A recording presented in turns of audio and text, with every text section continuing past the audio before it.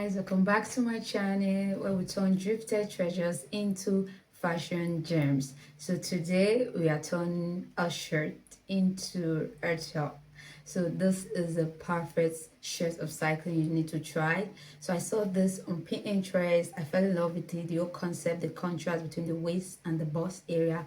It's so on point. I love the silhouette. So I decided to go to thrift store to check out so many shirts to get, and I got so many for at little at no cost. So each shirt cost me less than $1. That's 500 my currency each. So you can check my short on drift or everything I bought, you see it there. So I so for looking forward to recreating this. So let's go and do this. And before that, please like, share, and subscribe before you leave. And leave me a comment. What's your favorite shirt upcycling or drifting that you've had? Something that you know that, okay, wow, this, no, it's a treasure, even though it was drifted. So see you guys in the comments.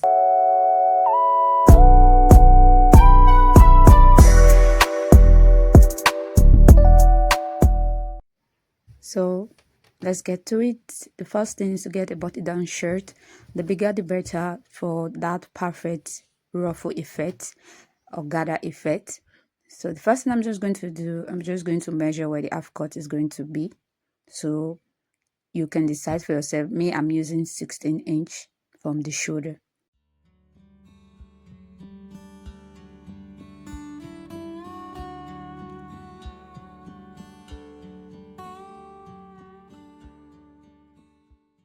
So I don't really trust my lines.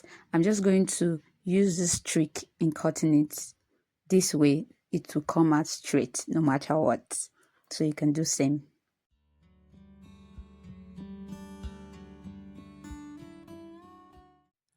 Next is to unseam both sides at least 2" on both sides.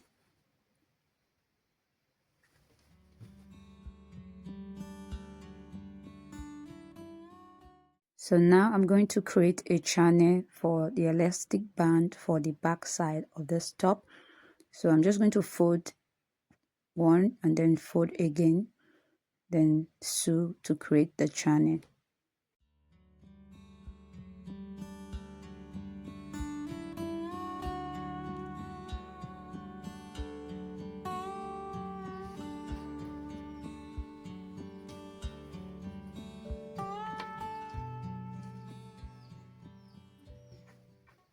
So now that the back channel is created, we're going to work on the front.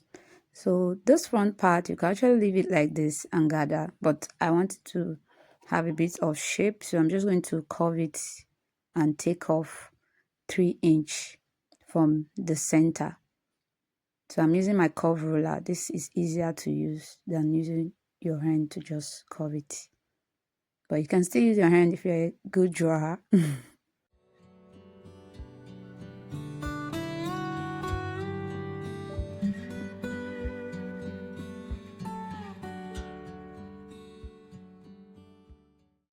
So I'm just going to stop stitch this place to keep it in place while working.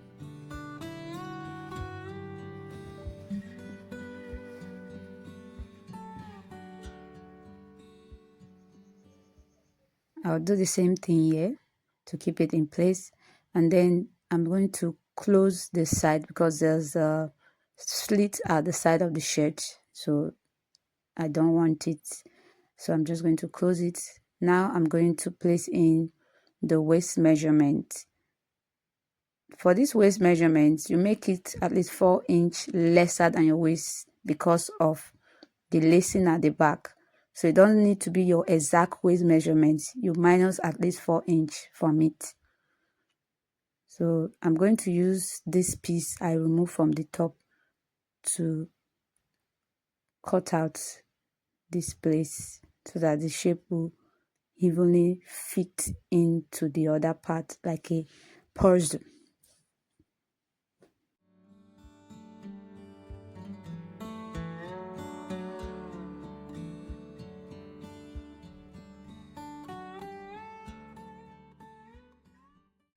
So next I'm going to measure out the length for this down part.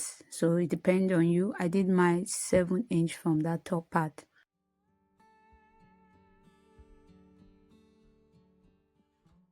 So next I'm going to work on making this back part slimmer. So this is how I did it. I just measure 8-inch in and then slant it.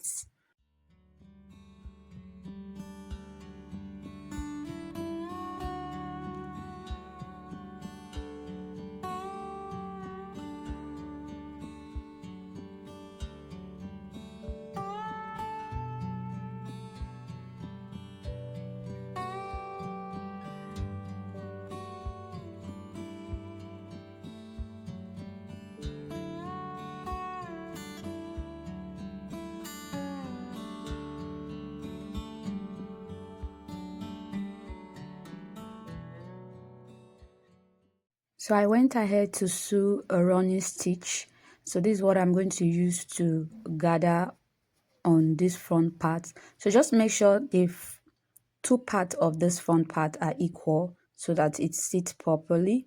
Also, the entire ruffle at this front part, the entire gather, should be half of your waist measurement.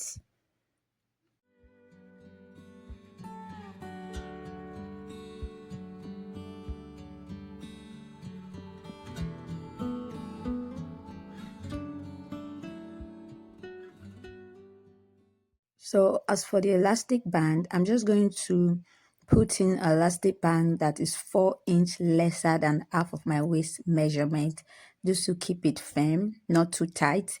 But if you want it to be very tight, you can reduce it like 5-inch to 6-inch lesser than your half of your waist measurement. So hope you get that.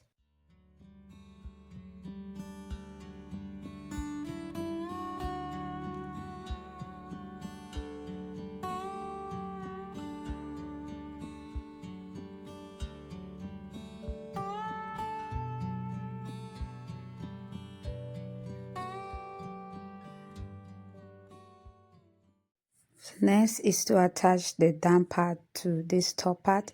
So just use your pin to do it like this. And when you get to the extreme end of this front part, just make sure you leave half an inch as sewing allowance that you're going to use to join to the back side.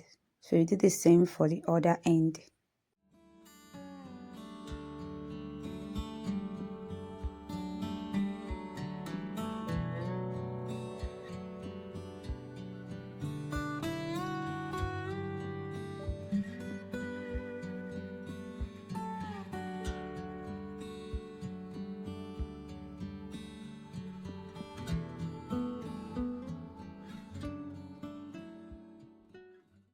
So next is to close the sides, that is that half an inch that you left at the front part. I'm going to use it to close to the back.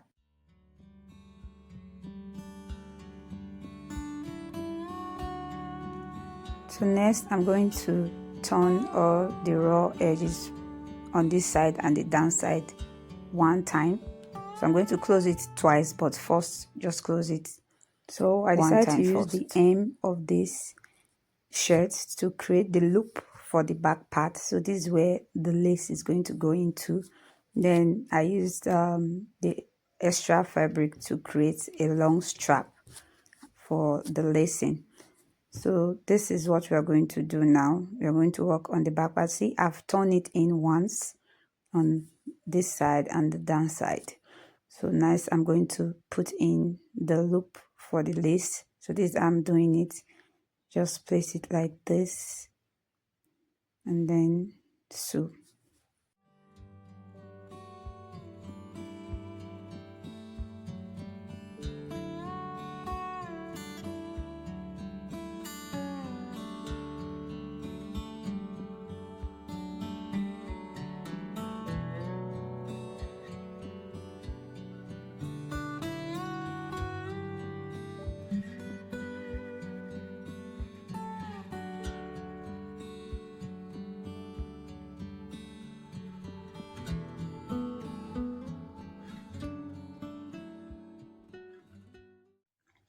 So this is how it's going to look like after turning it. The loop has been neatly created.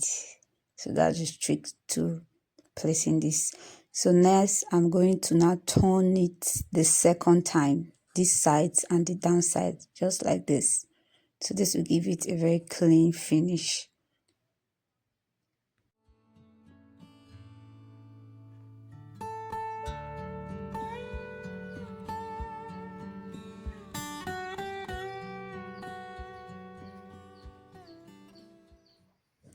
So this is neatly ready. So the next thing you can do, you can use bias to hem the inner part of this place, or you can leave it like that, or use scissor, anyone that works, or you can just leave it like that. It doesn't fray, but I just use bias to hold it. So next is to make the lacing.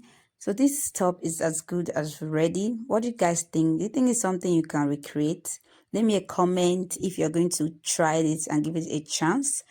You'll challenge yourself to try it, and then you can tag me on my social. You can check my description box for my social.